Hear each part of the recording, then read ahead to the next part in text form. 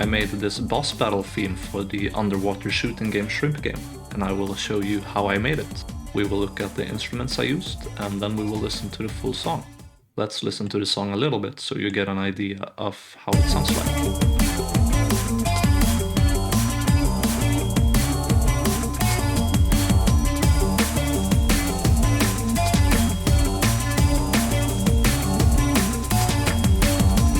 And that goes hard. The developer of Shrimp Game specifically asked me for drum and bass, so let's start by looking at the drums. There's a few layers here, and the first one is just a programmed drum and bass groove.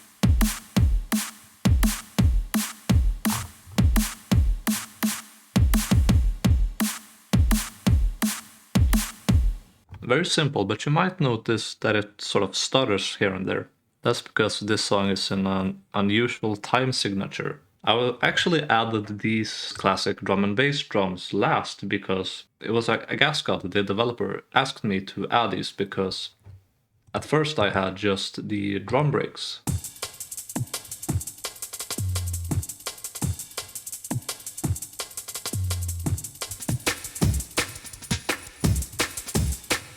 Which sound good, but they sound a bit too weak on their own. So Gascod asked me to add a more normal drum and bass groove, and it sounded much thicker and much better.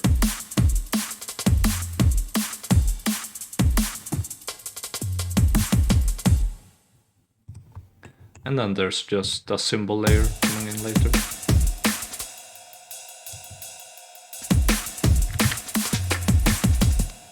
And those were the drums. Not too crazy for a drum and bass song, just a few layers. And then there's the bass, and it's a double bass, also known as a contrabass or an upright bass. There we go.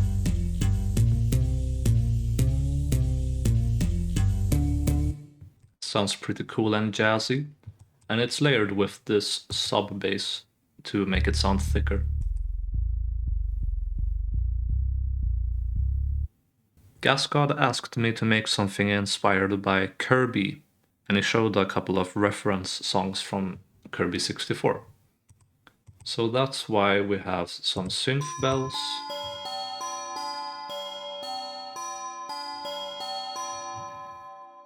as well as synth choir.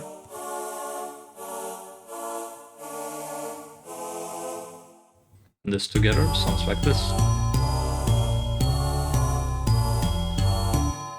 So it's a few different elements coming together to create a bigger feeling whole. That was what I noticed was happening in the Kirby songs that he showed me.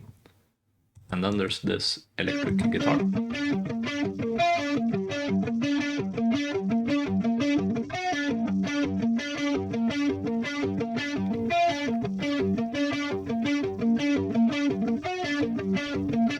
And I'm honestly so happy with that riff. It's just so catchy, and the way it's circular and rolls with the rhythm is very satisfying to me.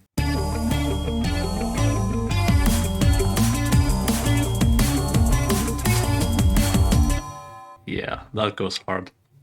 The electric guitar has some effects on it to make it sound a bit wider, and one of them is chorus. Let's see if I can find the guitar. Here we go.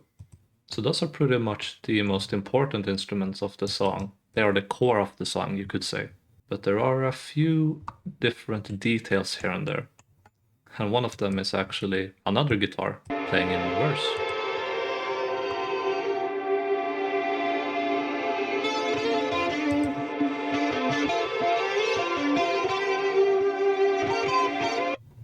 It's just a layer during another part of the song. There's also another bass coming in during the verses of the song.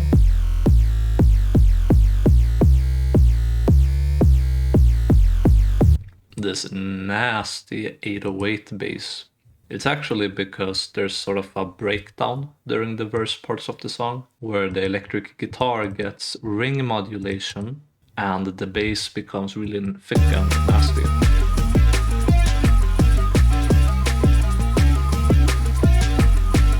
I think that sounds pretty sick. There's this rhythmic synth.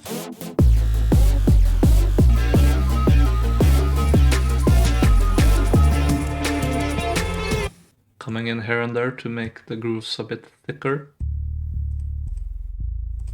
Then there's this arpeggio.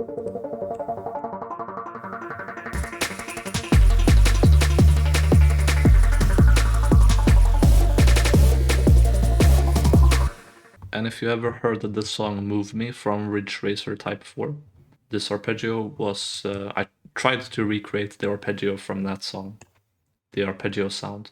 Then so there's a bit of an organ for variation. Some string at the end of the song to give it a bit of an energy boost.